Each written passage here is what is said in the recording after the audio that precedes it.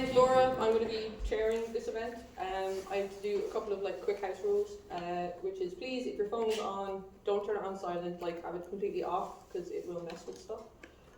Also, you don't really get reception here anyway, so please, if you turn it off, that'd be great. The exits are the door through which you came, and the door over here brings you out into the back alleyway. And if anyone does decide for some reason to climb up on the stage at some point later, please use the stairs. We have had people who tripped over, so don't try and mob the stage or anything. Just very orderly queue. I also have a series of props which are slightly unfortunate. But the James Connolly Festival, please, it continues throughout the rest of the week, and you can find the flyers outside. So if you're not aware of that, please check that out. Failing all else, here's the jamesconnollyfestival.com. You can check it all out on the website. And finally, I'll get through actually introducing why you're here. So Dr. Kristen Ghodsee is Professor and Chair of Russian and Eastern European Studies at the University of Pennsylvania, and she's the author of the book we've all come here today to discuss, which is Why Women Have Better Sex Under Socialism. Is available to buy in the bookshop, along with a number of Kirsten's other works, so I couldn't tell you off the top of my head. I know there's Red Valkyries is out there, but I'm not sure. It might be Everyday Utopia. I'm not sure how many copies are left of that. One, alright. So they are available in the shop. Please do think about purchasing them if you don't already have your own for signing, because I believe you will be hanging around for signing afterwards. Yeah. Much appreciated. I got in there early, so. So why are we discussing this book? It is 7 years old. When I worked in the bookshop, it was one of the books that I really liked having on the shelves facing out. You got kind of two reactions from people. The first one was when people come in, tisk, with disgust, and then immediately leave. I was telling Dr. Ghodsee earlier that unfortunately hers is not the only book that contain that. There are a number of books in there that will really upset people when they walk in, mainly because people kind of think they're coming into a nice tweed Irish touristy shop. It's not the case. The other reaction was there was always curiosity. There's kind of this moment where people see the title of Sex and Socialism and the idea that, oh my god, is this about women having orgasms and enjoying life? What is this? It's kind of scandalous, raunchy work. It's obviously not quite as explicit as that. I would argue it's much more important. But anyway, we can discuss that afterwards if people are interested. But yeah, so it's the reason it's been chosen because it's fitting with the rest of the festival. I suppose it highlights the failures of capitalism in some ways to actually deliver on equality by virtue of the fact that it's a system that's built on and sustained by inequality, and then kind of, I suppose, discusses alternatives and the practical realities of those alternatives and how they can come into effect.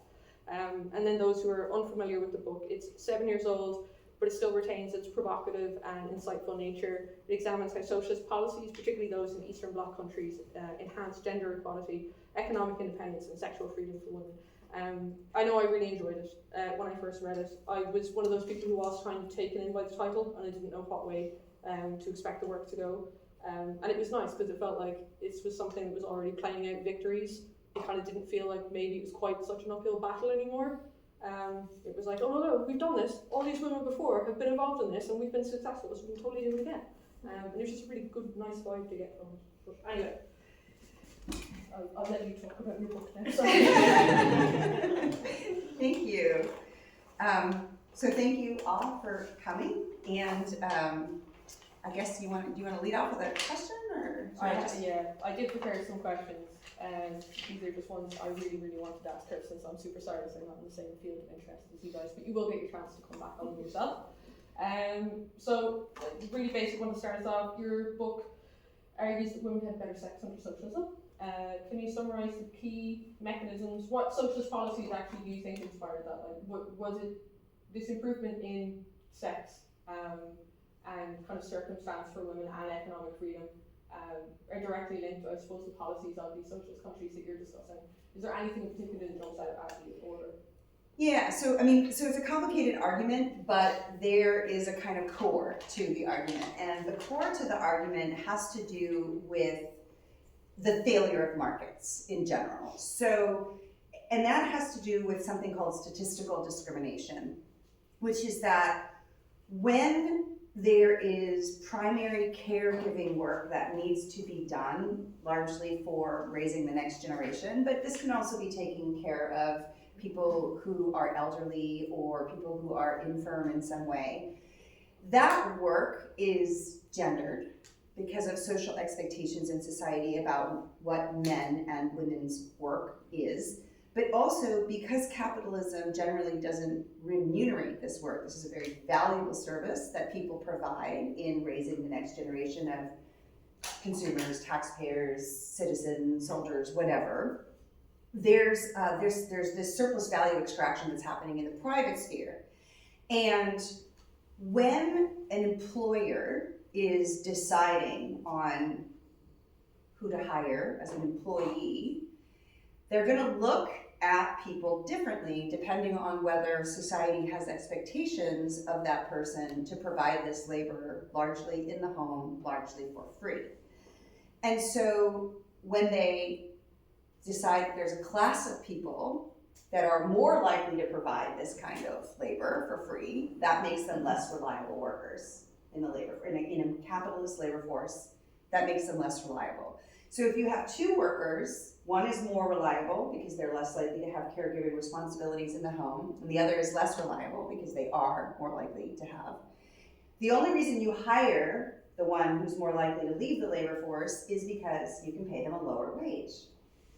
So you have the creation of what is essentially called this gender wage gap. And so in a society where for heterosexual couples, social reproductive labor is done largely unremunerated in the home for free, when a heterosexual couple has to make the decision about who should stay home with the kids or with the elderly parents or whatever, they're going to make a rational economic decision, which is the person will stay home who has the lower wage. And if the person who stays home with the lower wage is always a particular type of person with a particular type of body, then employers are reinforced in their belief that those people are more likely to stay home, and then they're more likely to be paid lower wages. So this is statistical discrimination, and what you can see is that in a capitalist market, there is no way out of that problem. Because even if individual employers are like, oh, no, we don't discriminate, they're just making a rational choice about who to pay less because they're less reliable. And individual couples are making a more, a rational choice about who to stay home because of the wage gap. And that is a vicious cycle. It cannot be solved by markets.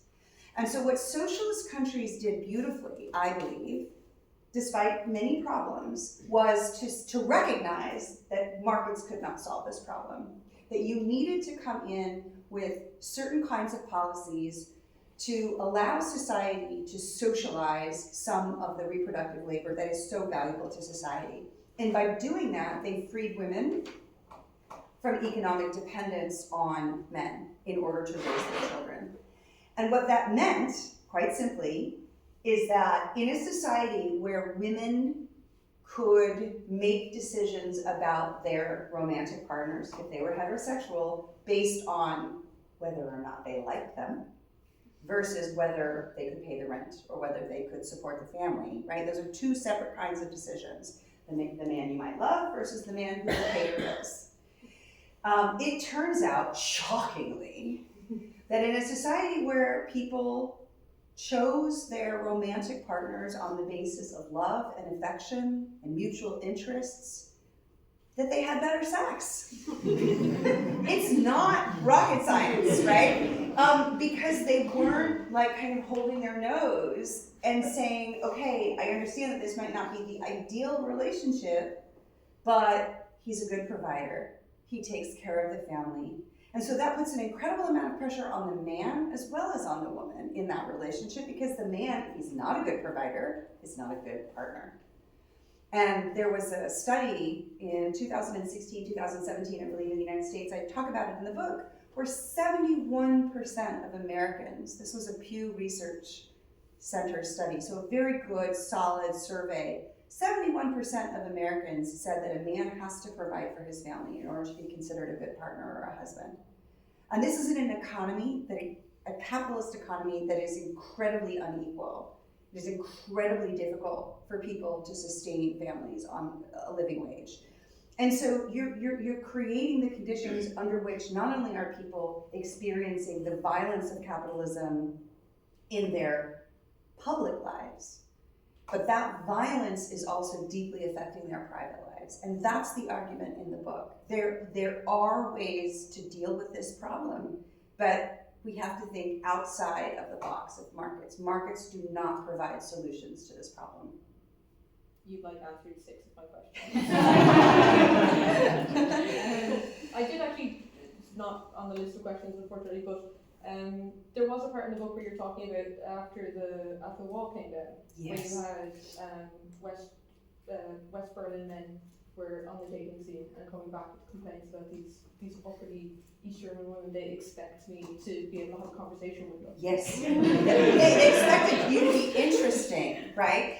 Yeah, it was, the thing that's so interesting about, one of the reasons why I was able to write the book the way that I was because East Germans in particular and West Germans in 1990, when the Berlin Wall fell, you had what we call in social science a natural experiment, right? So if I asked a research question, do women have better sex under socialism?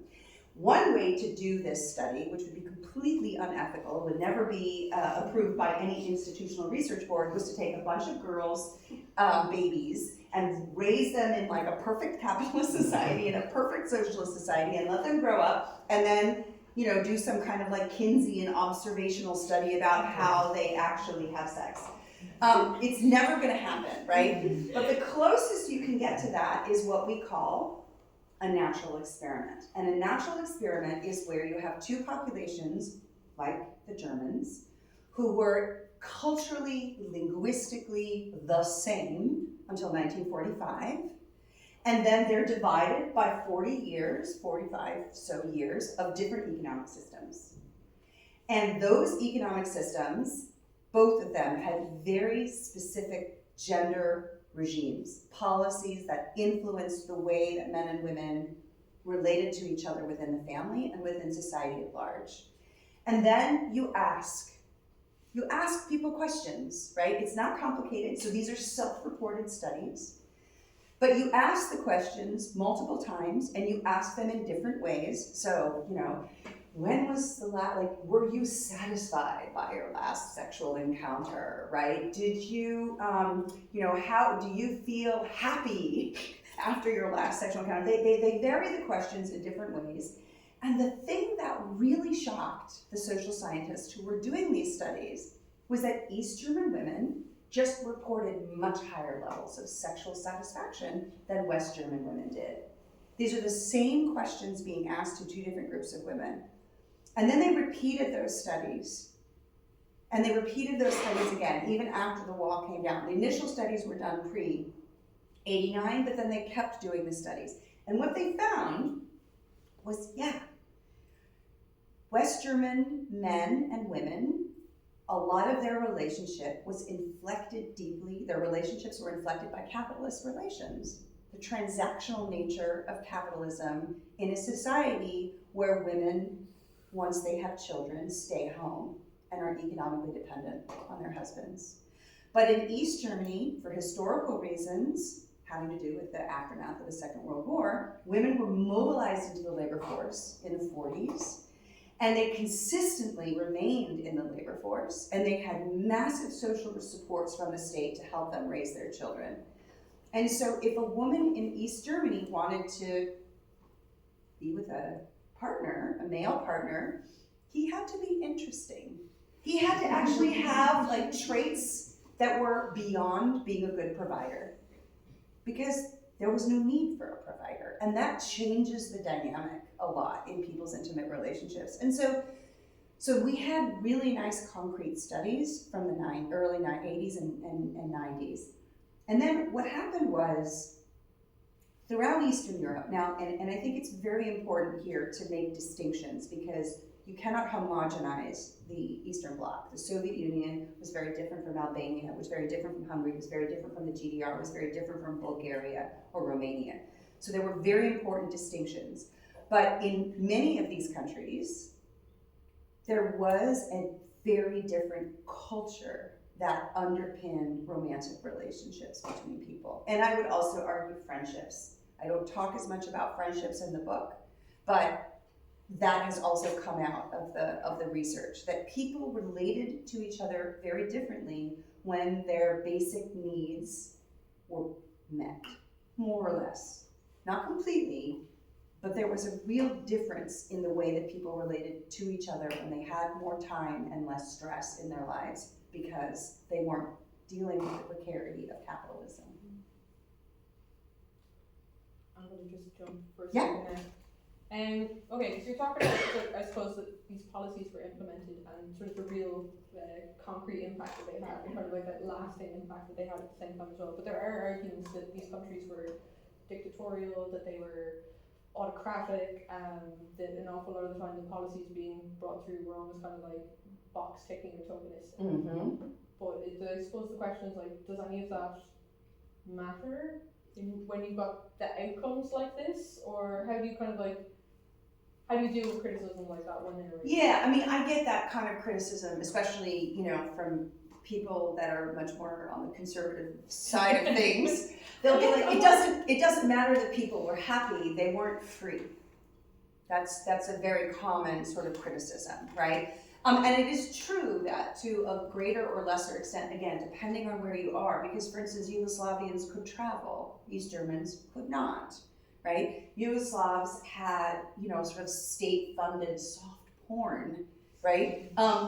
Bulgarians did not, right? So there were really important distinctions among these countries, which they often get homogenized in the Western imagination because people don't know about the different trajectories in and out of socialism for a lot of these countries.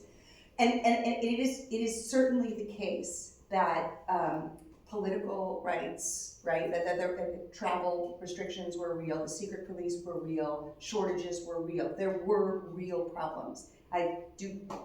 I almost overemphasize that, I feel like, in the book, because I want people to recognize that I'm not like seeing the world through rose-tinted glasses here. I'm talking instead about the material conditions of ordinary people's lives.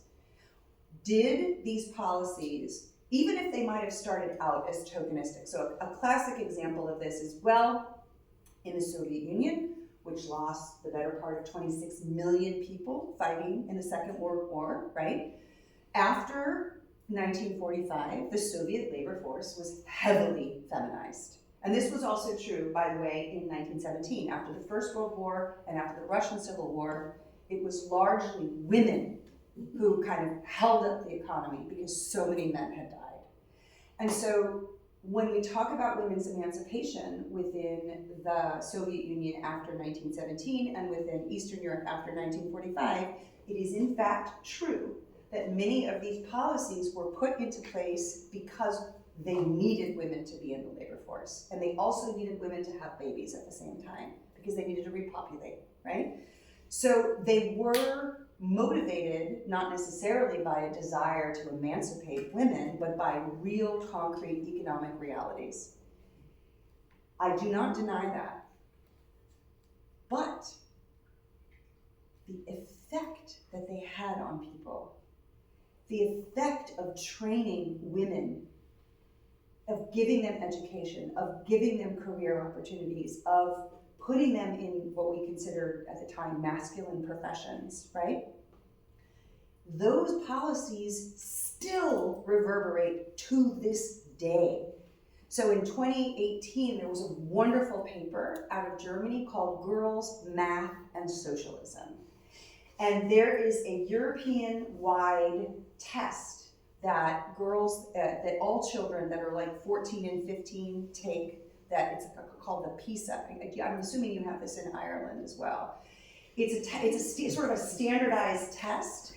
And what they show is that when you look at boys and girls at the same school with the same teachers, West European countries until 2018 still have what we call a mathematics gap between boys and girls. But East European countries don't have it.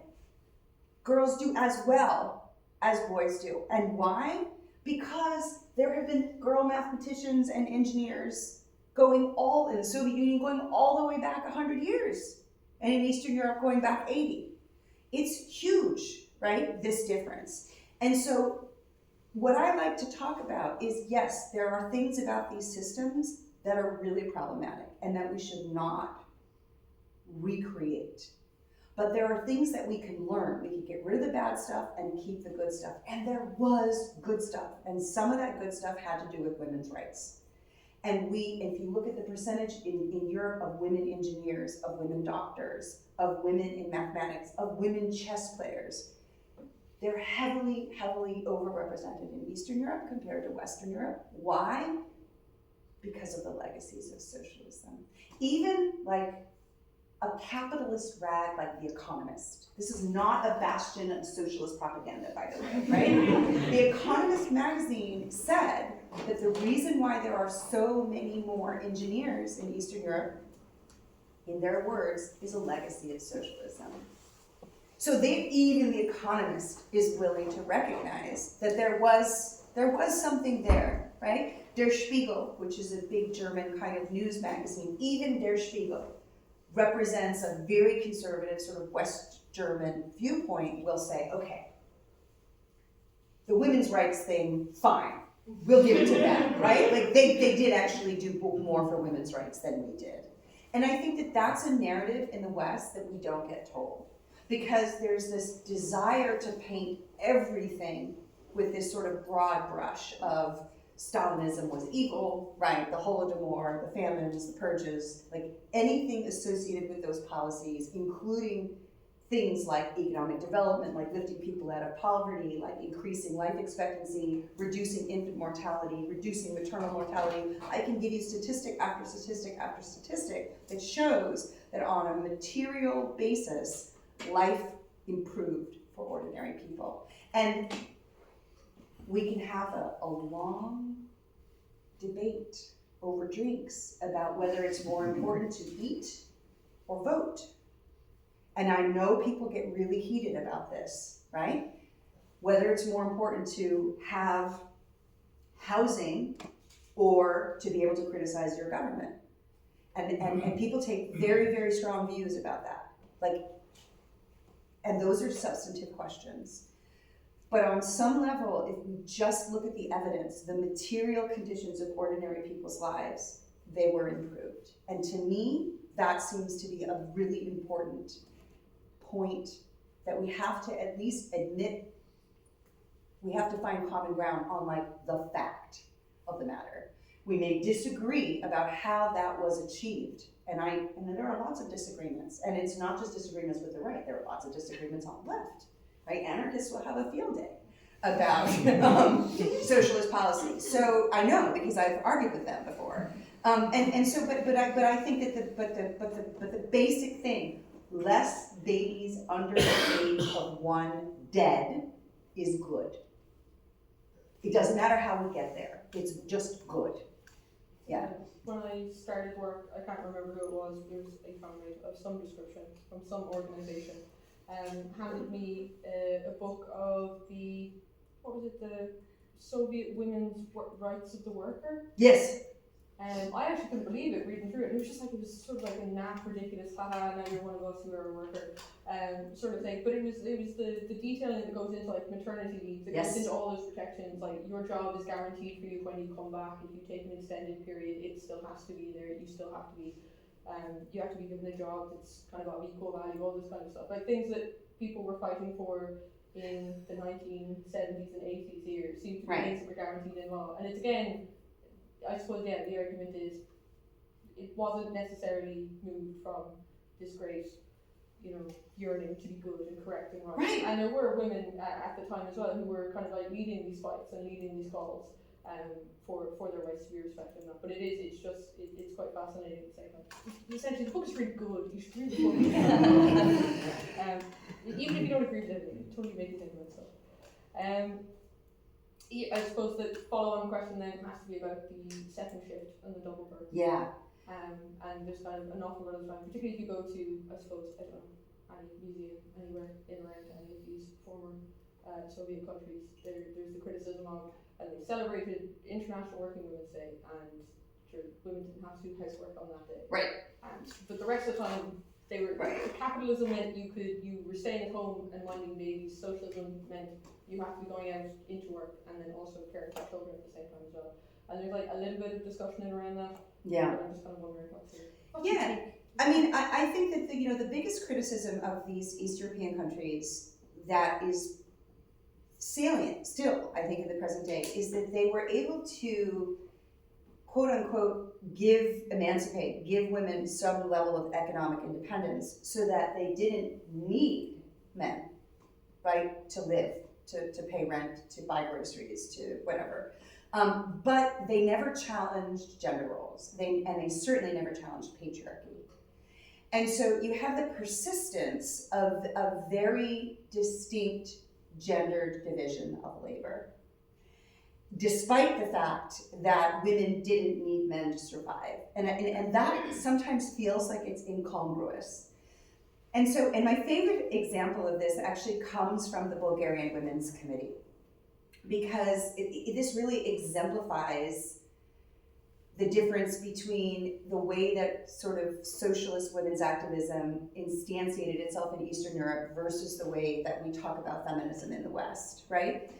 So the Soviet Women's Committee, the Bulgarian Women's Committee, was very aware of the fact that cooking is a woman's work, is a woman's job, unless it's grilling meat.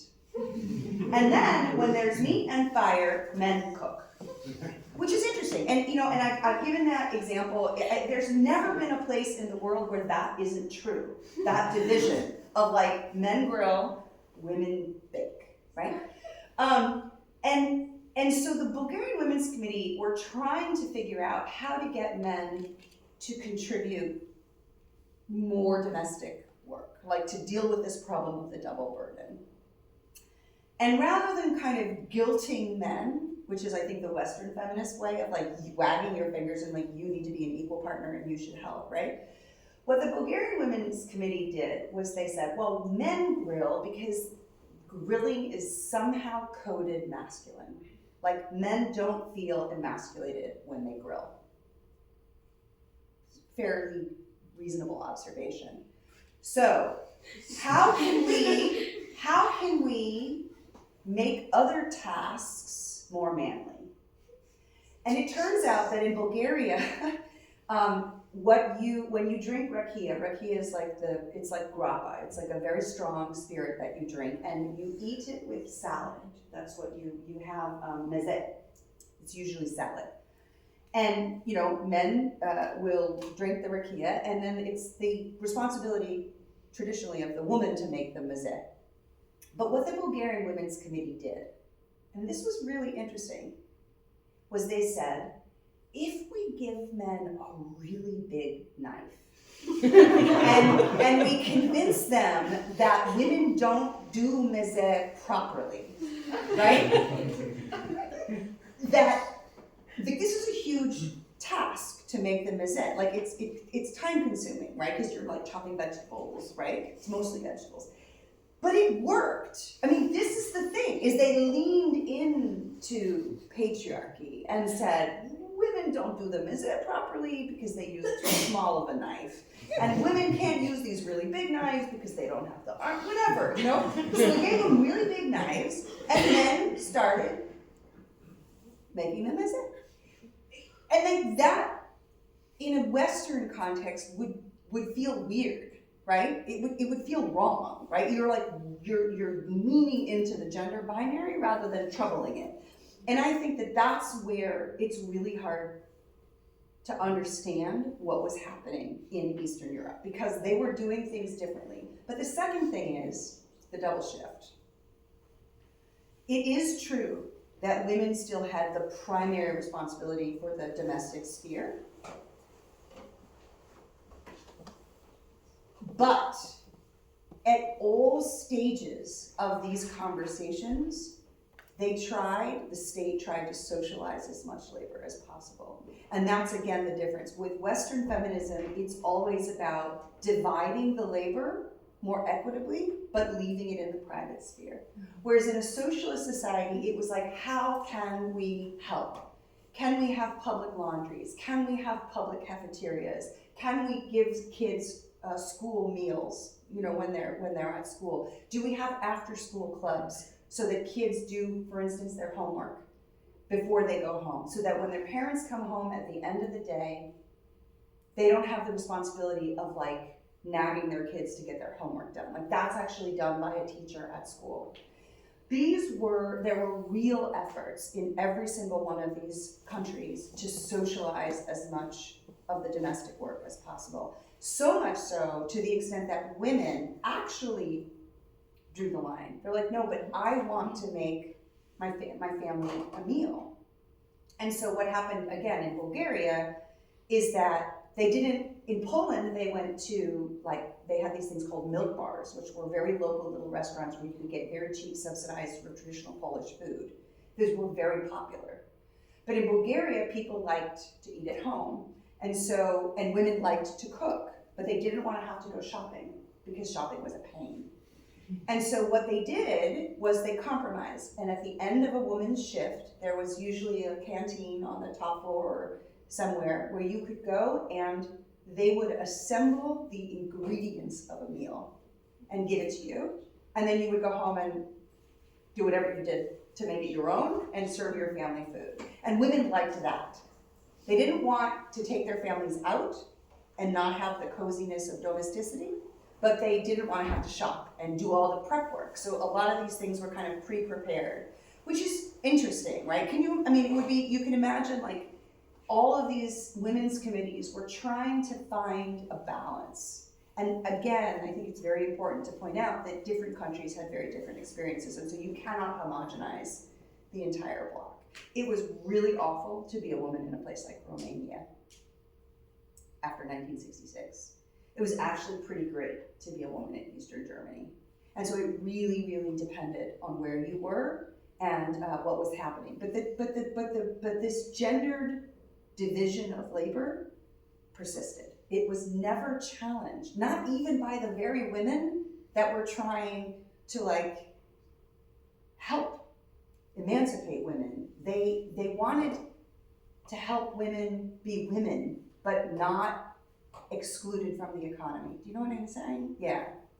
Yeah, this conversation has come up a few times, I suppose, in around Cuba, Yes. with Cuban women. Exactly. Where the kind of, the arguments of discussion around is that you have these canteens, you have the kind of like the socialization to a degree of domestic labor, but there always seems to be kind of like an element of pushback or like, no, I want to keep a certain amount of this, and it is a case of like, well, who the fuck are you to come in? Like, you're from Ireland, right? Talking to me about whatever. It's like, yeah, all right, fair. Yeah, right. Like, yeah, maybe exactly. Like, there's a level. I mean, especially I think in societies where the public sphere was a bit fraught, right? Because you might have the secret police. Like, you never really knew where your circle ended and the state intruded. And so, one of the things. I mean, this also comes back to your very first question about why people had better sex under socialism, is because people really, and friendship as well, really invested in their private sphere. There was a wonderful article about the GDR where this scholar called the East Germany a niche society because people were so kind of unable to affect political change outside in the polity. They invested in their relationships with each other and with their friends. And so they had more parties, and they spent much more time in nature. They spent much more time tending to their platonic and romantic relationships. And that was in some ways a response to socialism, to the totalitarian, sort of authoritarian nature of the society, but it was also a luxury of a society that provided housing and that provided guaranteed full employment and provided education and healthcare, so that you knew that you weren't going to be evicted. You knew that you would have a reasonable chance that your kids could get a decent education, right? So you weren't hustling all the time. You just didn't have to hustle. And that's where the ethnographic research in my scholarly work, these are more popular books, but in my scholarly work, I spent a lot of time talking to people who lived under both systems, right? And they will often say, like, we had more time, we had more parties, we had more sex, we had more fun, because the level of time pressure was different. And anthropologist Catherine Verdery has done a wonderful job of talking about how time, the experience of time, is very different in different economic systems. And what distinguishes capitalism is the fastness and the speed of time and change. And other political systems have different modes of interacting with temporality. And I think that this idea of temporality is a really important one. I mean, like, I'm walking around Dublin the last couple of days, and there are all these posters, experience meditation. Have you guys seen these posters everywhere? It's like some guy looking up at the stars, and he looks really peaceful and kind of blissed out. And I'm like, it's interesting that in a society where you do have a housing crisis and you do have a lot of pressures on people, that, like, there's this desire to, like, slow the fuck down and experience something calm, right? That's not a political solution. And I think, but it shows that there's a hunger there, that people are identifying a frustration with the temporal order within which we live.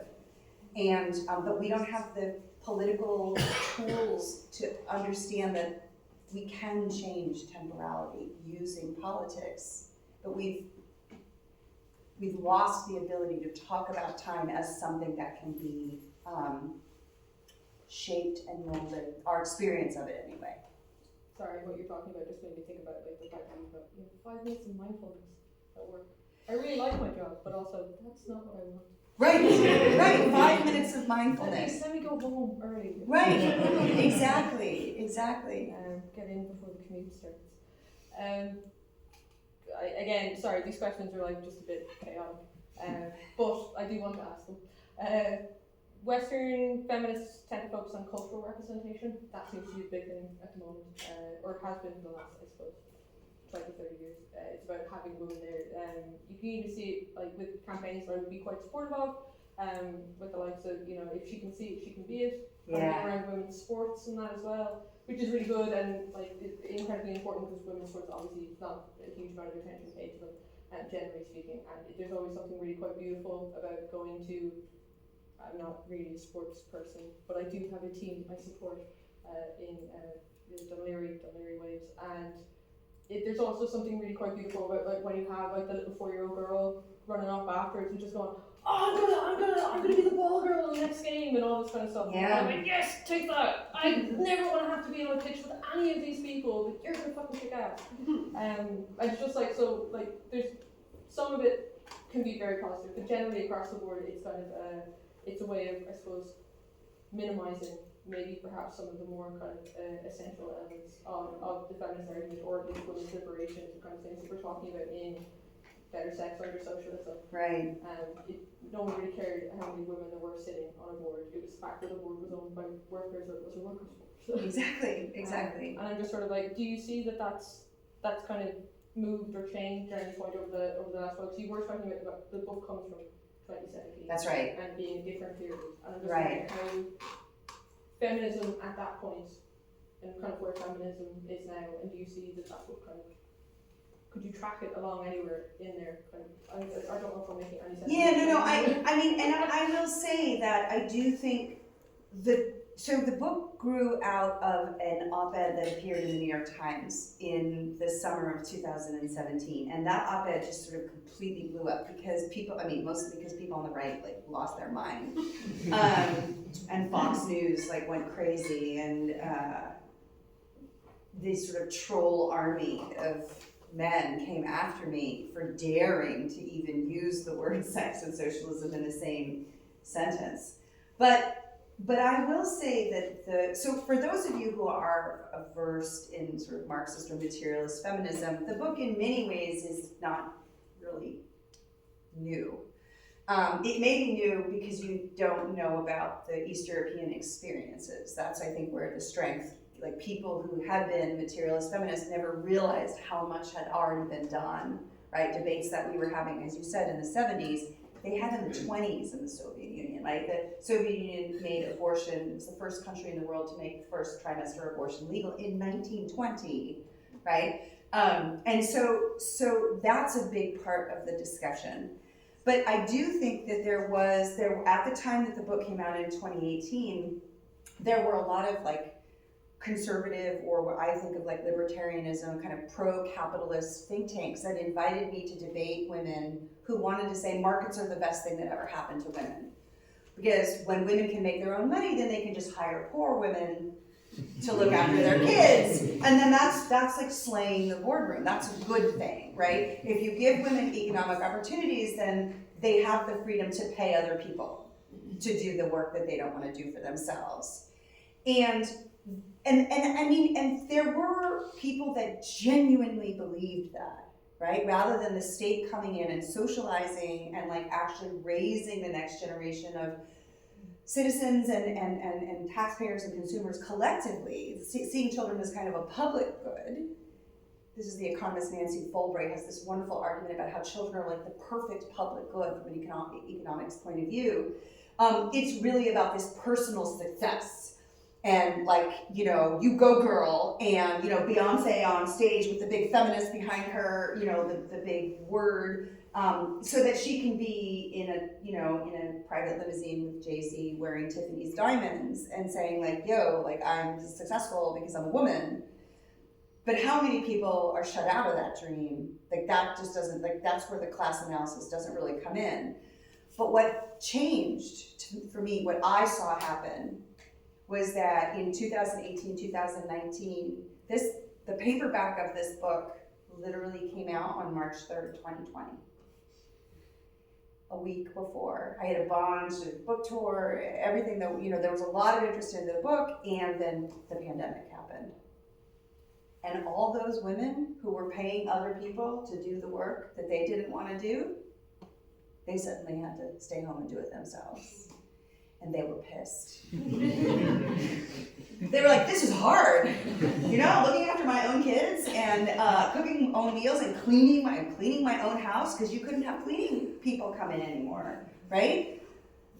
And then suddenly all of that cultural stuff about like women slaying the boardroom and you know, being #girlboss, all of that came crashing down because ordinary women and somewhat privileged women who had thought they were like really leaning into like this sort of feminist narrative, they suddenly realized that when the pandemic happened and the kids stayed home and there was nobody to help, that gendered division of labor might as well have been from the 1950s.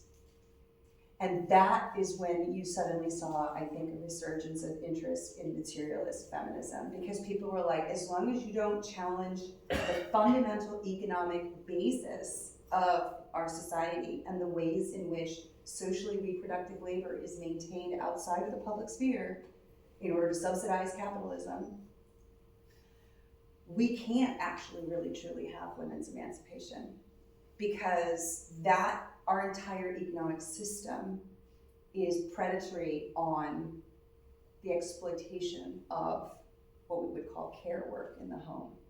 And so I do think that since 2020, there has been a greater attention paid to how do we actually deal with the social basis of the woman question, to talk about, to use Alexandra Kollontais' words. And it is precisely at this moment, I think, in the United States, I'm speaking very specifically of my country now, precisely at this moment when feminism went away from cultural representation and much more to the economic basis of women's exploitation, that there's been a backlash. Mm-hmm. That suddenly now everybody is like gender ideology, right? We have to kill this idea, because women are no longer asking to be Beyonce, right? They're asking to be Kollontai. They're asking for childcare. They're asking, right, to and you know, and this is all happening at the same time that Elon Musk is like staying up at night worried about the birth rate.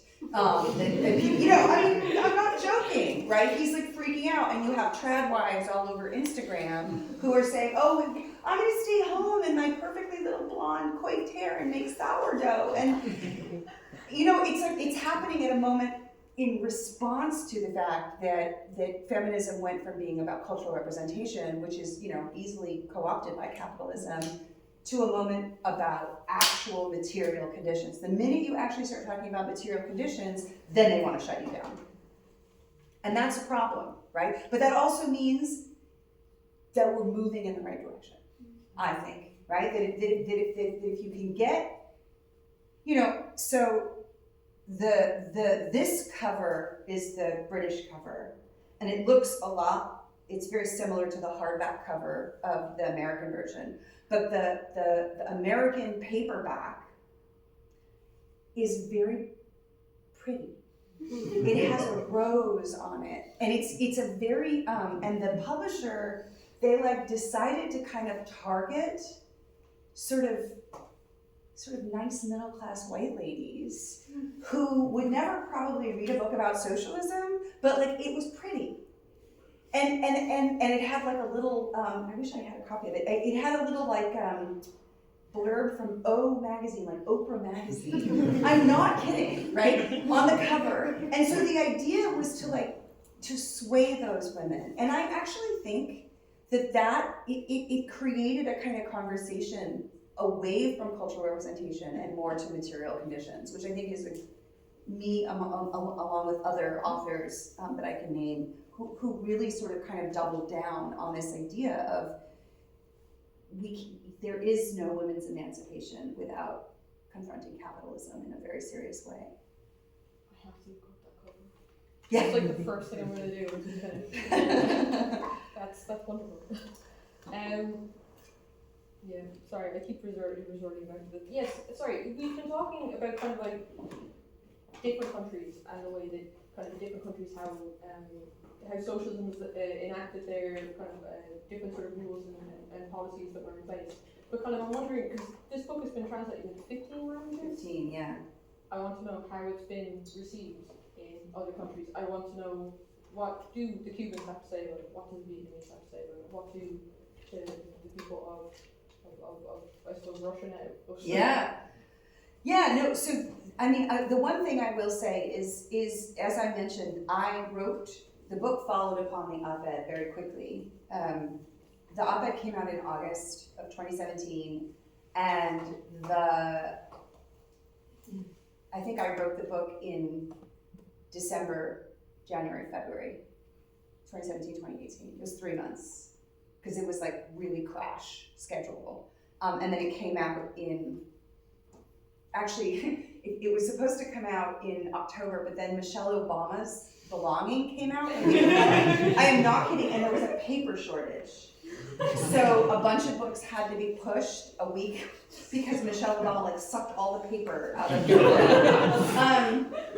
So it was a really interesting moment. But at that moment, I never for a second thought that it would be read outside of the United States, because it was a very narrow discussion that I was participating in with a lot of women, young women, who were just utterly bereft that Trump had won the election the first time. And so there was this real kind of desire to be like, look, the world could be different, and you have the power to make that world different. I did not expect that it would be translated into Russian or German or Albanian or Czech and Slovak and Polish. Like it had a life of its own, especially in the countries that had been socialist. So the reaction in Eastern Europe was largely twofold. Either like, this woman is absolutely crazy, or, oh my God, finally somebody said it. Finally somebody recognized that we lost a lot when we transitioned to capitalism, that there was a cost that was incurred largely by women. And so that has been a really interesting conversation. It has not been translated, for instance, into Romanian, and I think that's very telling, because Romanians, for women, was awful. And I everywhere I go, I always say that because the Romanians always scream at me because it doesn't apply to them.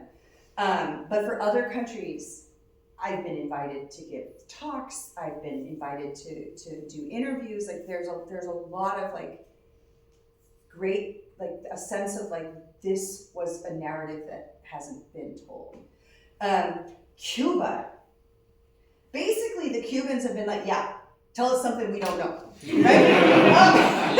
Which I think is really funny, right? I have some colleagues and comrades in Cuba, and whenever anything of mine is published, they just immediately translate it into Spanish, and then it gets like kind of guerrilla published in Cuba.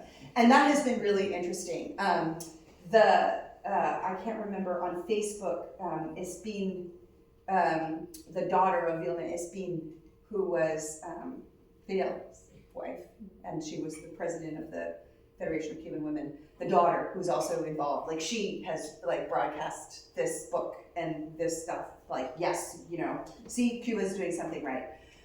Where I'm really surprised that the book has been translated is like South Korea. The South Korea and the Japanese and the Indonesians and the Thai, like the Asian countries where you do have small socialist movements. The Japanese Communist Party has a really long history. But in Japan, the book was really read widely, although they changed the title in Japanese to like, why you're suffering so much under capitalism, which I thought was a really interesting move. Yeah. And the cover of the Japanese book is like a woman on a couch with like her cat. It's like the whole childless cat lady thing, with her cat and like a bunch of shopping bags, where she's gone shopping and she's hanging out with her cat and looking at her phone. And the book is like basically like why your life sucks under capitalism. But that book did really well in Japan. So it's bizarre how these books kind of translate. It does. I have 3 of my books are in Chinese, but not that one, which I also think is interesting. Yeah. So, and I have Everyday Utopia is coming out. I'm surprised that Everyday Utopia is coming out in Chinese. So the thing, and in Russian, it is done. It's done really well as an audio book. Go figure. They bought the rights, and then they did an audio book, and then just last year they didn't renew the rights for the print, but because I guess, you know, everything is pirated, but they did renew the rights for the audio.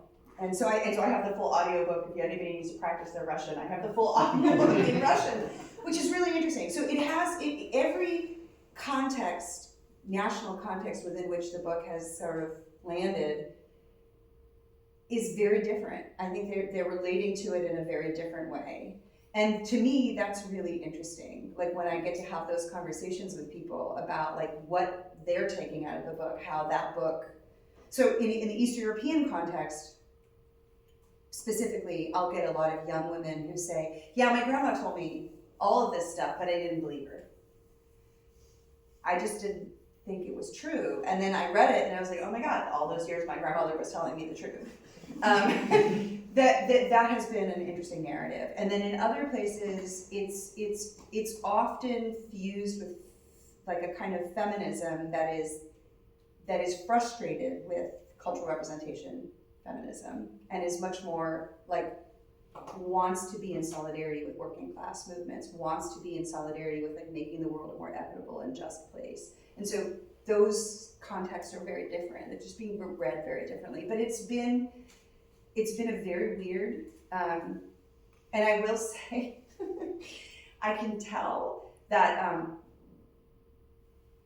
the second election of Trump, like suddenly people are coming back to the book in a really interesting way. And they're like, well, everybody in the United States, at least I can say, kind of fell asleep under Biden and thought things were gonna be okay.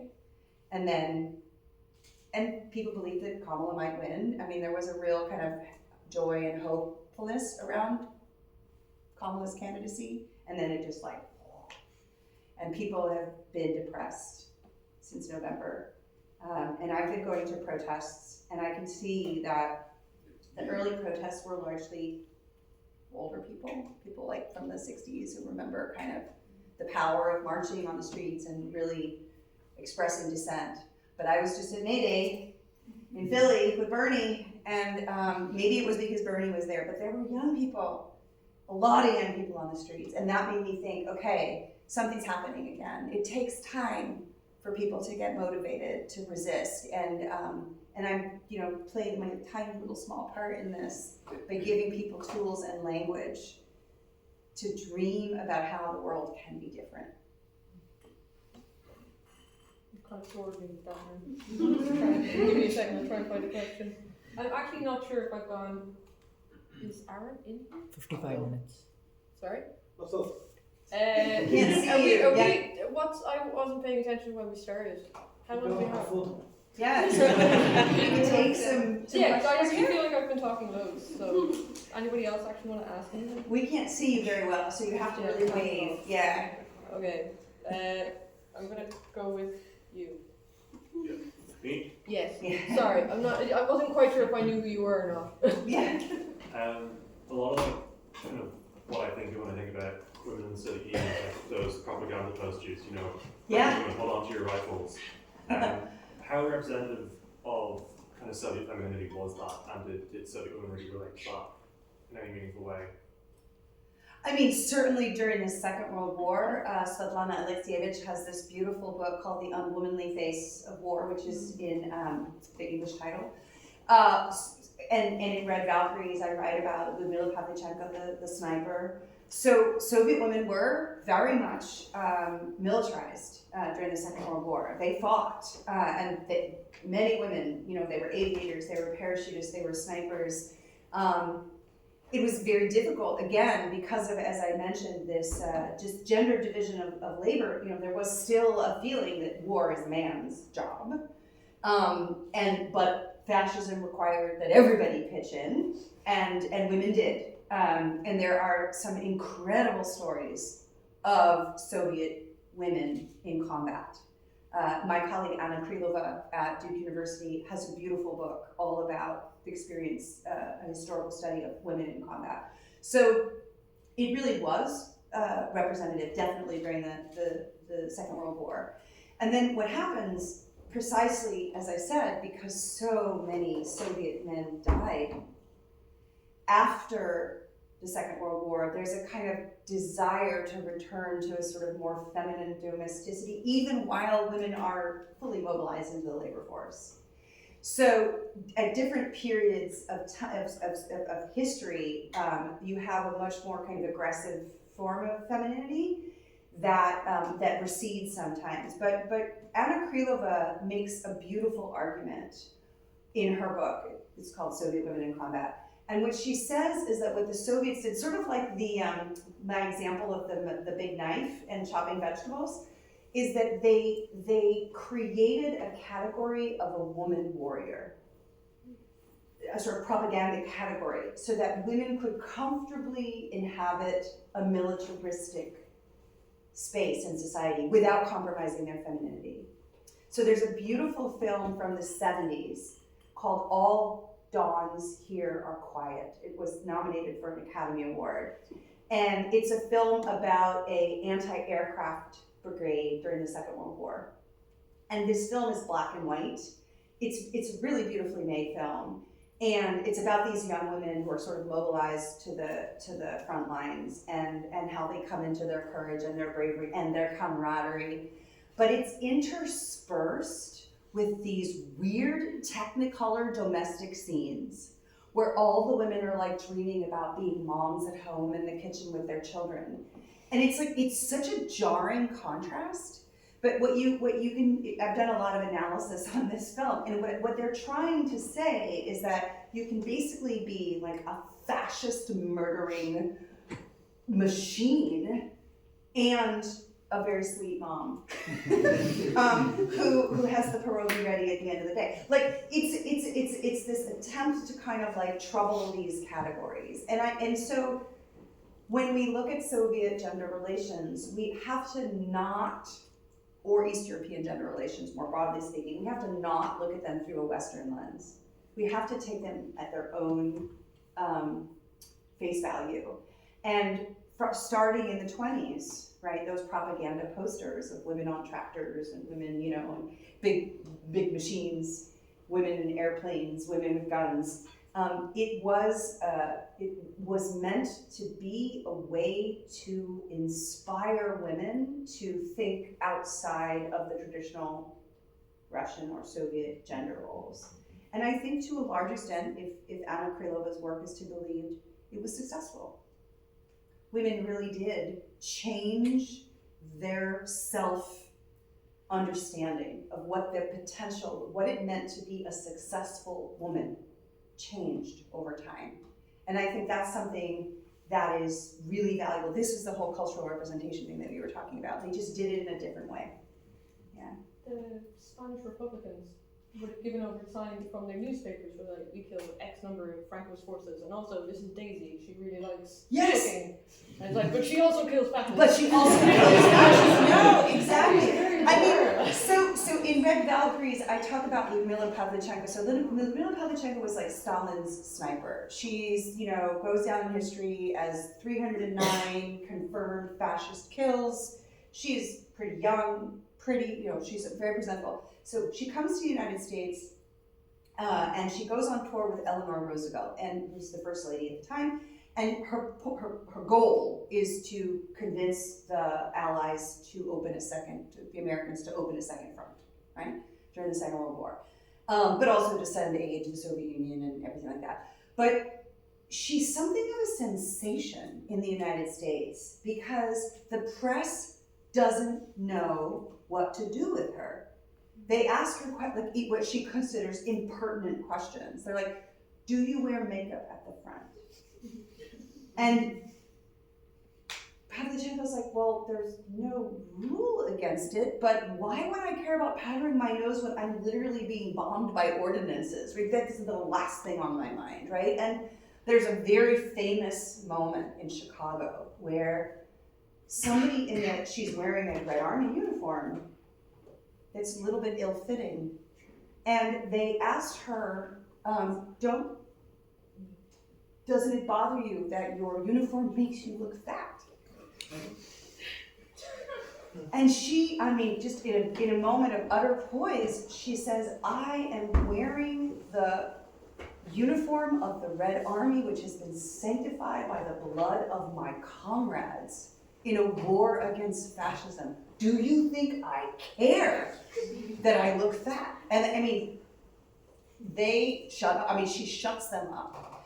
But it's this constant, does she wear silk underwear? Is she a woman? And eventually what happens in the American press is, there's this Woody Guthrie writes a song about her. Charlie Chaplin gets on her knees and kisses every single one of her fingers on her hands. She becomes a sensation. And eventually the media reports, I spent a lot of time reading all of the media coverage of Pavlichenko, they say, she's a killer, but she's a woman. And they don't know how to put that in their head. They ask her, how do you feel when you kill, because she's a sniper, right? She can see close up the face of the man she's going to kill. They say, how do you kill in cold blood? And she's like, the same way I would kill a snake. Every fascist I kill means that there are fewer women and children that are going to be murdered. She's just ruthless, and yet she wears nail polish, right? And she kind of leans into this femininity, which for American audiences is just really hard to reconcile. So as I argue in the book, I think she made a huge impression on somebody like Eleanor Roosevelt.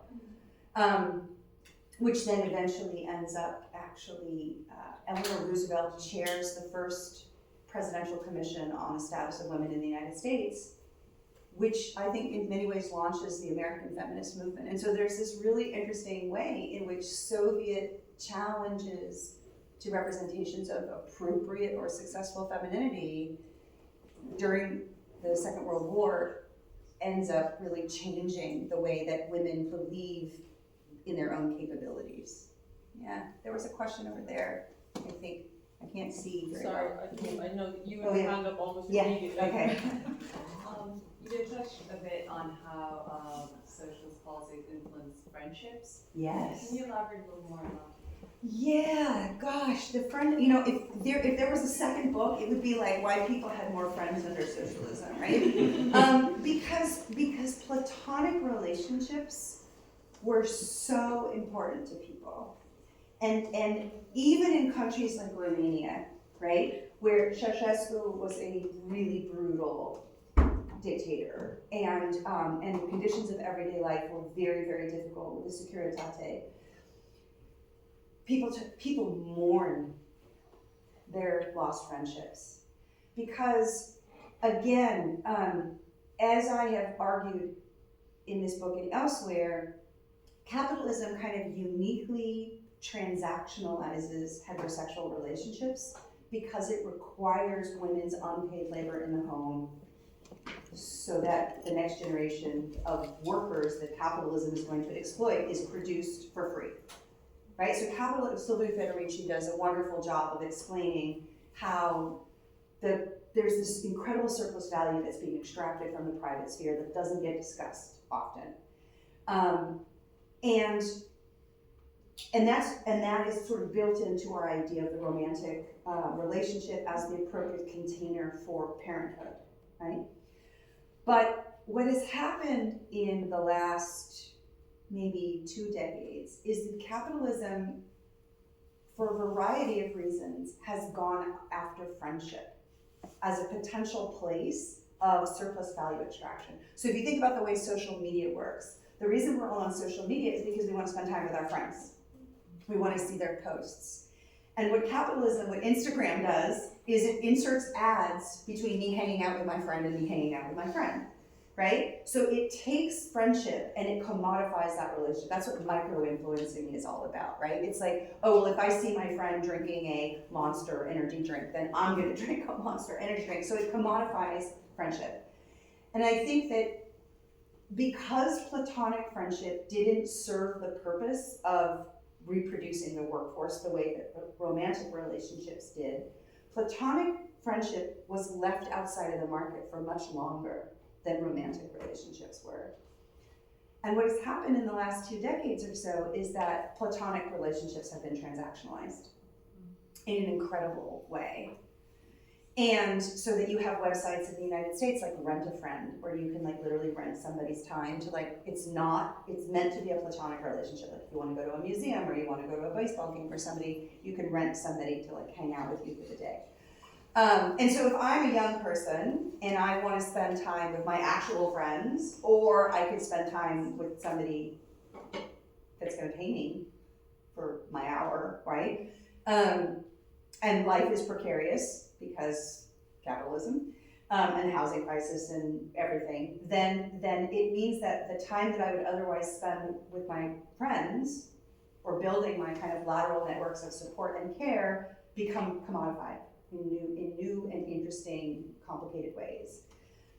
And so that erodes the quality of our friendships.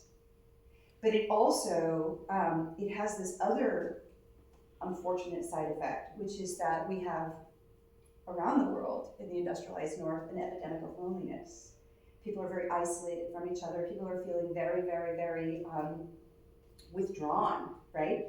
And then that makes you even more desirous to buy products that are going to make you hopefully likable to other people. So the creation of this loneliness epidemic also feeds into consumerism and capitalism, not to mention the fact that we're interacting with our friends through for-profit platforms that are advertising things to us. So socialism, basically because there was nothing to buy, I mean, it's not for necessarily a good reason, but I always explain this in my students when because I teach classes about really existing socialism in the Eastern Bloc. In the West, we individuate through consumerism. So I get to define who I am and what other people think of me by the things I wear, by the phone that I carry, by the books that are on my shelf maybe, by the car I drive. But in the Eastern Bloc, in a society where consumer goods are not that readily available, and even if they are, everybody has the same damn thing. Everybody had a lot of, right? There weren't a lot of variety. You had to individuate yourself differently, which meant you individuated yourself through your interests and your hobbies and the things that you like to do on the weekend. And so people's friendships, just like their romantic relationships, were based on shared interests and not necessarily on like who you know and how they can help you get ahead in society. And I think that realization about friendship, it only became apparent with the increasing commodification and transactionalization of friendship in the West. Like, capitalism is so good at seeping itself and commodifying everything that we value. But friendship, because platonic relationships were not necessarily as sites of primitive accumulation for capital, they kind of got left out until relatively recently. And that's where I think there's an incredible, there's a great book that just came out by Rhianna Cohen called The Other Significant Others. And it's about building your life around friendship. And she's not a Marxist or anything like that. She's not doing a material analysis in any way, but she is highlighting how important friendship is as an institution for people and how modern life is eroding that institution. And so I think, again, we could look at socialist societies and say, how did people relate to each other differently when they weren't individuating through consumerism, but were individuating instead through shared love of books or shared love of language or shared love of hiking in the outdoors? It's a very different set of way of being in the world.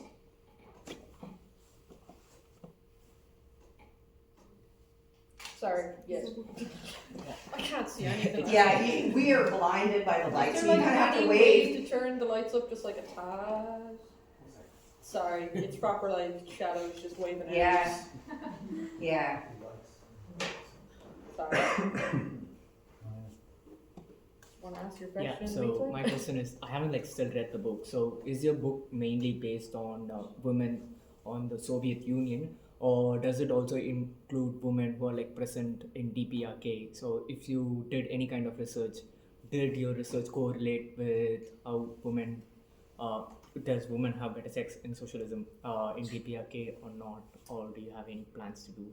Yeah, so this book is all Eastern Europe. Okay. I did not go beyond Eastern Europe. I mean, I am a professor of Russian and East European Studies, and I spent the last 30 years of my life doing research in Eastern Europe.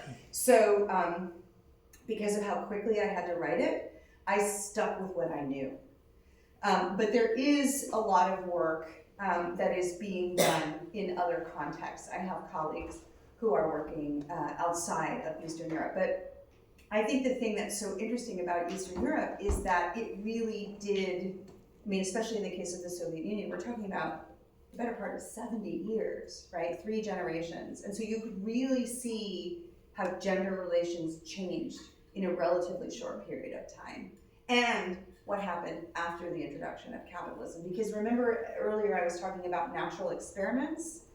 Because another natural experiment is what happens when you go from a socialist system to a capitalist system, right? So I could assert that capitalism is not so great for women, but I can't do a study because it would be unethical for me to like try to get a group of women and then like expose them to capitalism and see how their lives get horrible. But the natural experiment happened with the fall of communism in the Eastern Bloc. Right, is that you had a bunch of women who grew up under one economic system with a certain set of supports and expectations about what their lives were going to look like, and then suddenly they were thrown into a market economy where you have statistical discrimination, where the state doesn't help with socially reproductive labor. And so what you could see was a steady erosion of the quality of their lives. Whereas with some of these other examples, you don't have that data. And so I was really interested in what we could actually see. I'm a social scientist, so I was interested in looking at actual documented changes. Yeah. There's 2 guys there. I don't know if you want to fight with each other as to who's going to I just have one question. AK-47, which is a great podcast, it's worth listening to when you're in walking. And I noticed that someone told me your daughter is here, which you interviewed in Series 5 or something like that. Yeah? How did you come across Alexandra Kollontai? Because I've read 2 or 3 books on the basis of your podcast, and what got that interest. And also, just one other thing, about 100 years ago, around this year, there used to be tens, if not hundreds of thousands of people used to watch soccer in Britain, and it was women's soccer, and the whole thing became that popular that they banned it. Okay. Nowadays, one of the fastest growing sports in Britain is women's soccer. It gets crowds of 15, 16, 70,000 people. So how things change, and sometimes they don't change, and yet you see the role of women in the miners' strike in Britain, and that wouldn't have happened only for the role of women. You see the war that I came from in the north of Ireland, and the women volunteers put their lives on the line, and all the safe houses provided down here in the 26 counties. None of that would have happened without women. So they seem to be continually undervalued. Yeah. Joe, and there's so many stories that could be told. You Oh. know, even from our own mothers, I'm sure. And I remember there was a woman here one day down the cafe, and she was sitting where you were, and she said, imagine for 1 minute if the women didn't go into the office today, didn't cook, didn't do that, didn't do this, how things would change so quickly. Yeah, they did that in Iceland, right? There was in the 70s, there was the Iceland women's strike, and like the entire island, the women just said, nope. Iceland is the best country in the world to be a woman right now because the women just said, we've had it. We're doing things differently, and they did it. There are so many untold stories, and Alexander Kollontai, so there are actually stickers out there if anybody's interested in their Kollontai stickers I brought from the podcast.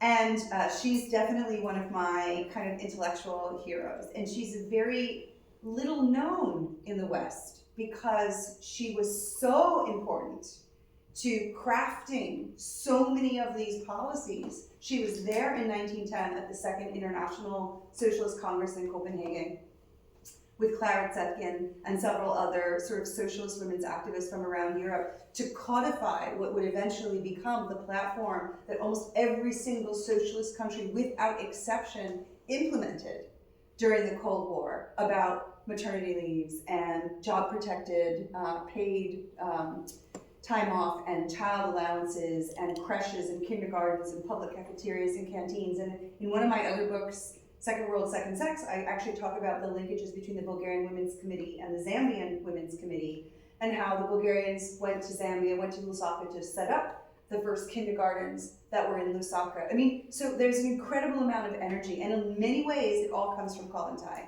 But Kollontai is very little known outside of East European studies, and so very personally, there's a wonderful interview, or I don't know, it's kind of almost a hagiography of Laura Duggan and Lenin.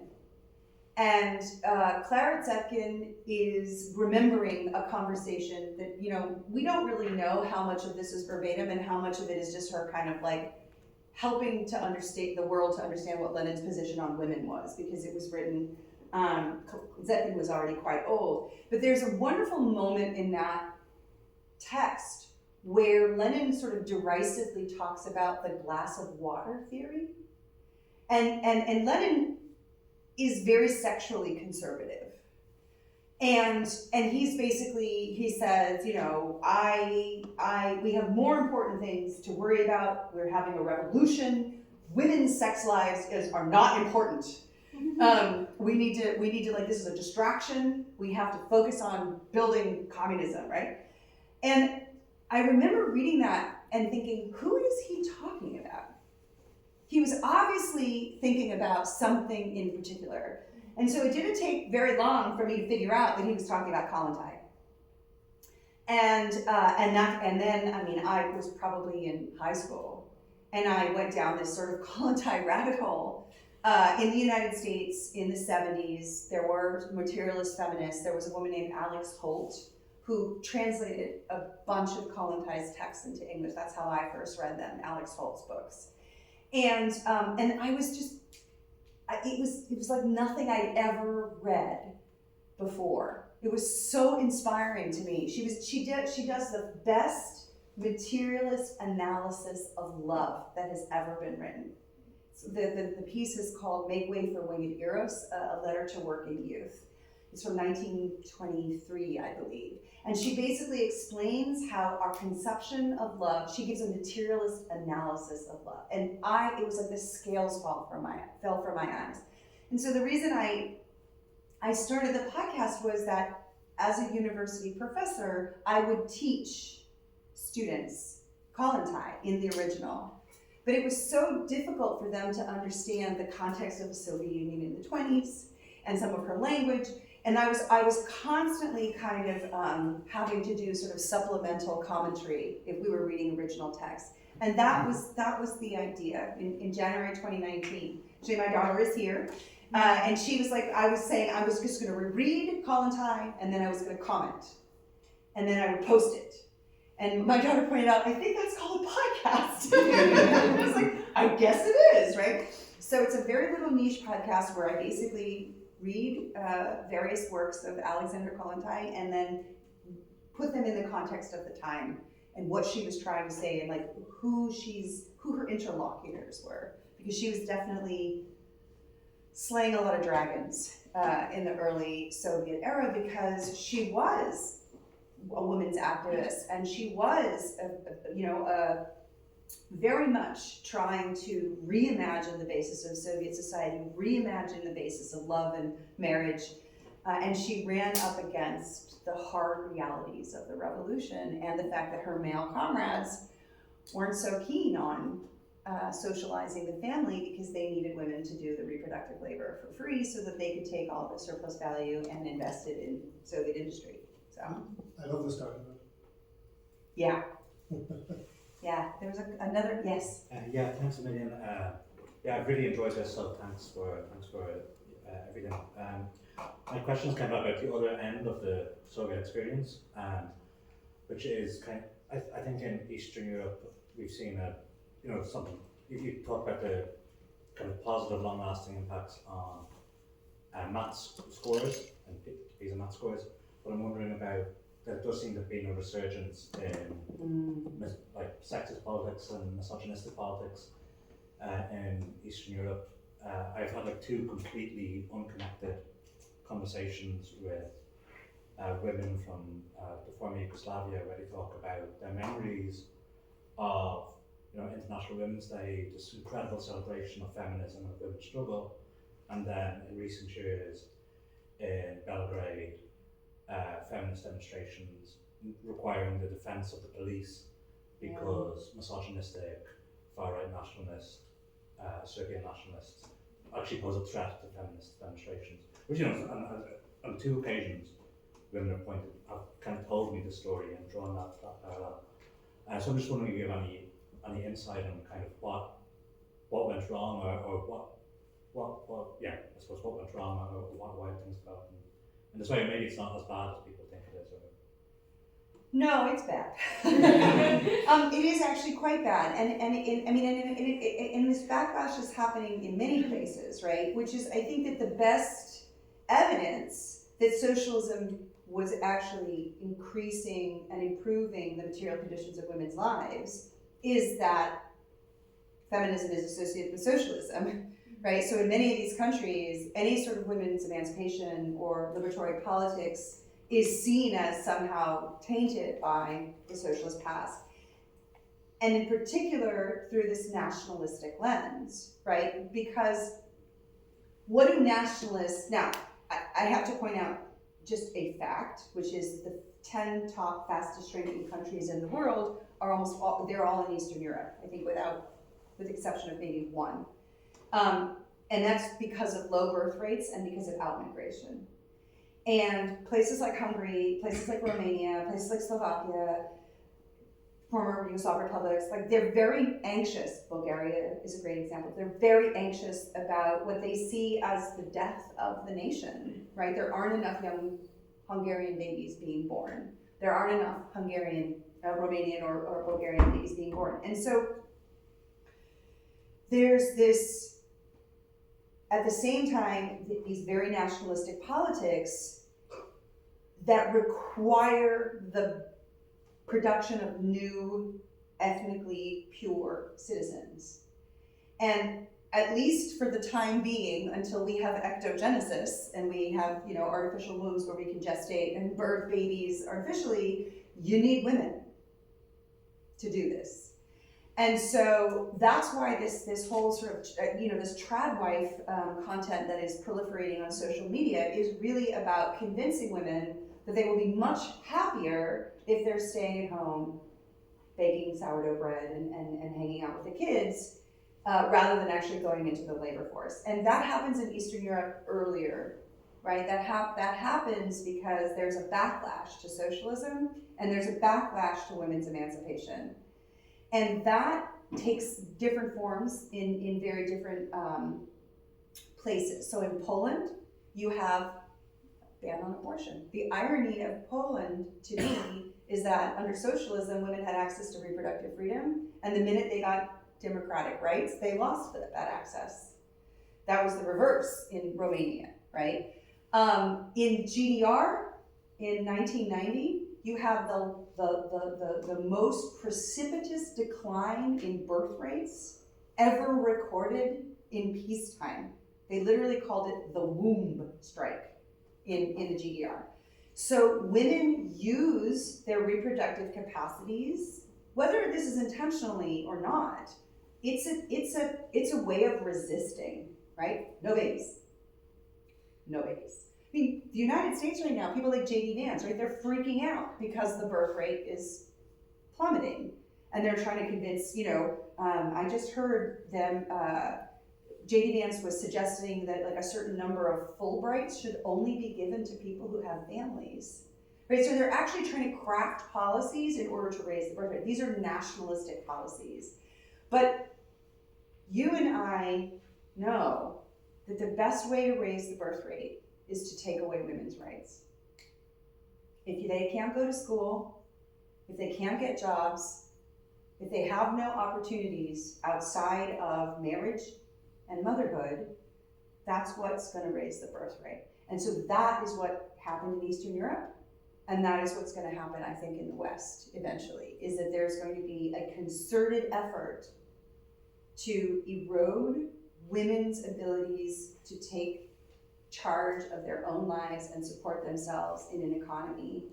And I just wrote a piece for Jacobin magazine just like last week or the week before, I can't remember, I'm kind of confused about where I am right now, when it is. That I actually believe that, and this comes back to the soccer, the comment about women and football. Women, what happened in Eastern Europe after the collapse of communism was that these societies went from full employment to very limited employment. In the GDR in 1991, you had 40% unemployment. Just imagine 40% unemployment because of the destruction of East German industry after the reunification of Germany. And so what they did was they pushed women into the home to be mothers.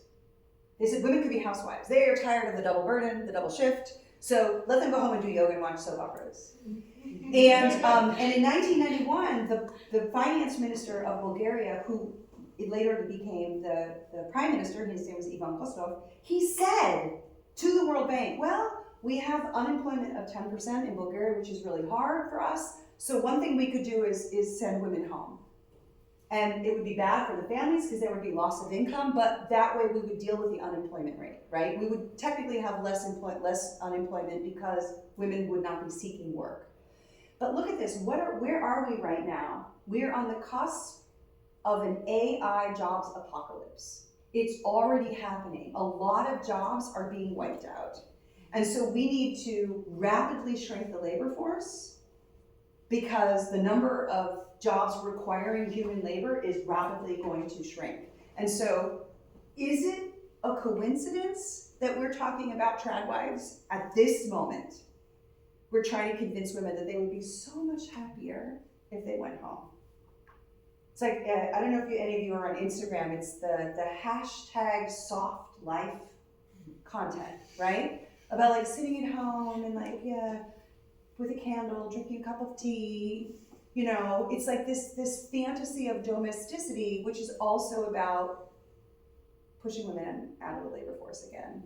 And I worry about that because, first of all, not everybody wants to sit at home with candles and tea and have that be their entire world view.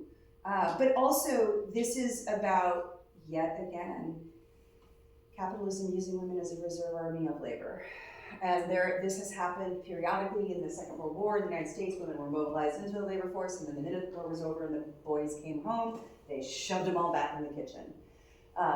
This is a cycle that repeats itself. And so I think that as those of us who care about the ability of our daughters and sisters and colleagues and comrades and neighbors and partners to live fulfilling, interesting lives, we have to grapple with the economic system that is limiting people's opportunities, everyone's opportunities.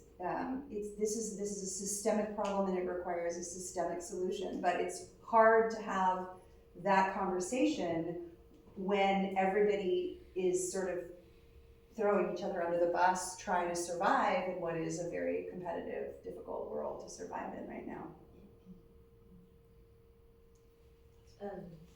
Yeah, so obviously we're talking about, sorry, James. I'm just like, I'm trying to see you, but you're like right under this light. Yeah. Yeah. Obviously, we're talking about sex as a commodity, but in the lens of having babies and babies being the labor force and not being the commodity. But I guess I'd like to hear more about sex itself as an activity, as a commodity, and how sex work itself is different under capitalism versus socialism, both in terms of like liberating women and generally as a form of labor. Right, I mean, and so I just think that, any work that is under, if it's under capitalism and there's surplus value being extracted, it's the same. Yeah. Right? It's labor, right? If there's surplus value being extracted, it's exploitative, right? And people, and so therefore, in a capitalist system, there are certain sorts of ways in which you can organize to make that work less exploitative. And that's to me, that's across all categories of labor. I don't think that there's anything particularly different about sex work. Historically, however, I would say, and this is where sort of Kollontai sometimes gets into trouble because she groups sex workers with stay-at-home wives, and she basically sees them as categories of women that are selling themselves under these conditions of exploitation because they don't have other opportunities. And certainly in Russia, in the early 20th century, late 19th and early 20th century, most of the sex workers in places like Petersburg or Moscow were peasant girls who came into the cities to work in the factories, and their wages are so low that they can't support themselves. So she wanted to abolish it, right? And that was, generally speaking, the attitude in these countries towards sex work was that women don't need to do it, so it doesn't happen. That wasn't true, but that was the general thing, right? Nobody has to like sell themselves in any way for their sustenance. And I mean, and this was a problem with work, right? East European economies, especially towards the late 80s, were less and less efficient because people were like, you were guaranteed a job, and so you got paid. The joke in Eastern Europe was, we pretend to work and they pretend to pay us, right? But when there were surveys done about, and I talk about this, there's actually a big section in the book where I talk about these Hungarian surveys, where they gave a bunch of young people different categories of people, and they tried to like test the sympathy that they had for them. And when it came to the person who was, essentially the closest thing to a sex worker, they were like, they didn't have a moral problem with it, but they were like, but why is she doing that? Because she doesn't need the money. Like that was it was like a different set of relationships. So, and if you go further back and you study like Charles Fourier, the utopian socialist, people like Fourier or Saint-Simon, they had a very different concept of sexuality, right? They thought that there should be like sex brigades and that like everybody should have sex all the time and that there should be like special designated people who like have sex with undesirables. I mean, like, it was like a very different worldview. So you can't like, so sexuality, depending on where you are in really existing socialism, but then where your theory is very different. And for somebody like Kollontai, sex should be something, as far as she was concerned, that should never be paid for. Not because she was, and in the Soviet Union there were no laws against prostitution, and that's important to know. There was no way, actually, there were no laws because of Kollontai's view on this. But she wanted to create a society within which everybody could be whoever they wanted to be and could express their sexuality without transactionality. And that was, to her, it was the transactionality that was the problem. That's why she thought that women who stayed home as the dependents of their husband were just, that was a transaction too, right? So she gets herself into trouble, I think, in some ways, because she sees it as a systemic problem, but the tools, the levers to fix it, she doesn't have. And so it ends up, one of the, I mean, I could go into the weeds on this. One of the reasons why she's so opposed to the new economic policy after the Civil War and war communism is over is precisely because of the resurgence of transactionality in romantic relationships. And she's just absolutely opposed to that. So, so some people will argue that she's very hostile to sex work. And to sex workers in particular. But I think it's that she's just hostile to anyone who is commodifying affective labor in any way. And again, that would be the whole gamut. It wouldn't just be sex workers. There was another question, yeah. You like briefly mentioned earlier about how part of the improved relations in terms of friendships and romantic relationships is that people weren't taking part in public life, so they had to like focus entirely on their private lives. How big a part do you think that is compared to like more general policies, and like how to what extent do you think you can like parse these benefits from authoritarianism? Yeah, so, this is a great question. And I've spent a lot of time thinking about this niche society concept, right? Because, so this West German guy who created this concept, what he basically argued was that East Germans retreated into the private sphere because they didn't have an outlet in the public sphere. And so this was actually kind of a bad thing.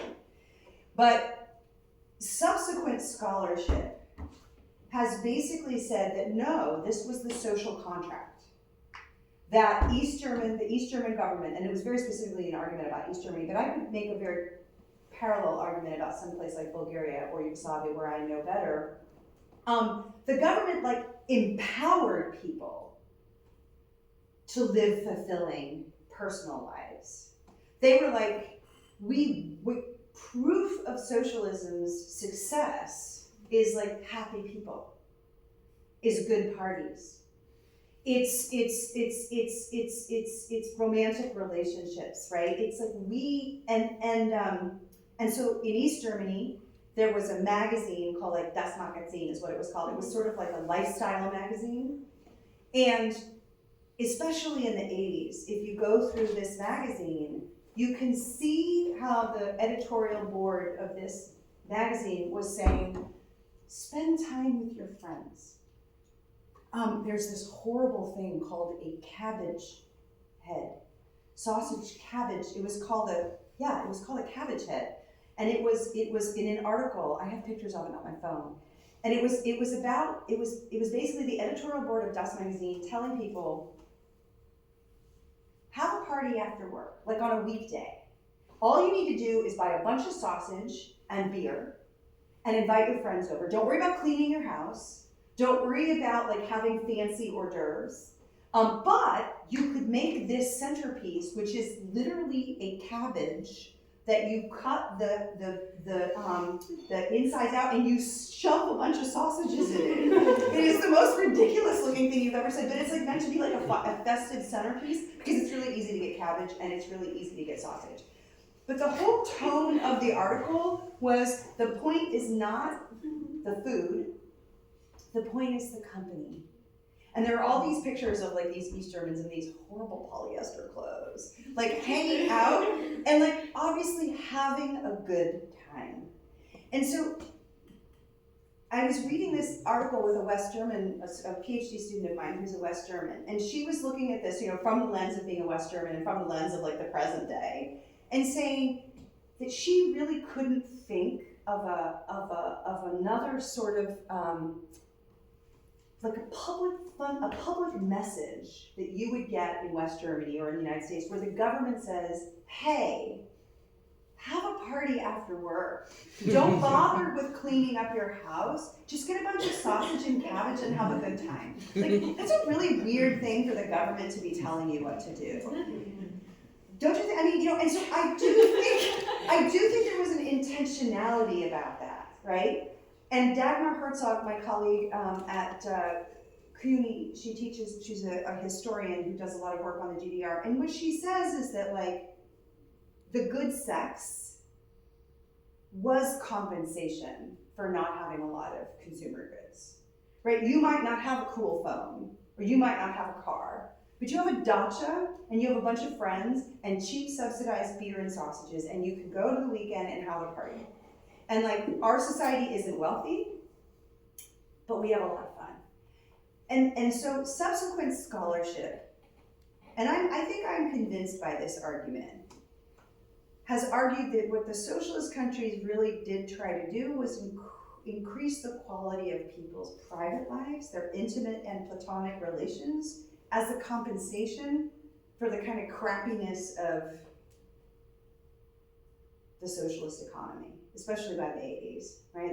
There were real shortages, There weren't consumer goods available, and you couldn't individuate. I mean, like there's a great book by Jana Hensel called After the Wall, where she describes her and her friends, sewing on Nike swooshes onto their cheap East German tennis shoes, right? Because they wanted to show that they were kind of cool.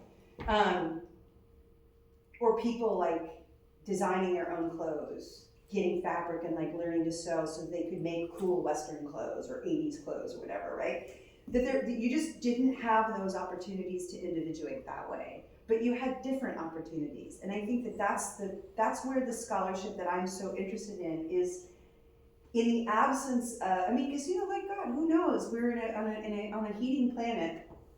We may have a hell of a lot fewer ways to individuate in the future through our things. So how are we going to individuate? And I think that we can learn from the past. Maybe we individuate by the quality of our friendships. Maybe we individuate by the quality of our relationships, not only with our romantic partners, but with our family members. I like the possibility, we think of socialism as a public, as a kind of a policy-oriented revolutionary project about changing the world in a particular way out there. But I think it's also a project about changing the world in here, and how we relate to each other, and how we treat each other. And that, to me, is something positive and beautiful. And I don't think those societies were perfect. Obviously they weren't perfect. They had a lot of problems, but they were onto something. And they did. I don't think it was unintentional. I think it was intentional. And that, to me, is interesting, because our societies, our governments aren't telling us to have a good time. They're telling us to have babies and go to work, right? It's a very different message that we're getting. And I think that we could reimagine what that message could look like in a different set of political and economic circumstances. We are like so over. Okay. All right. And now we drink with cabbage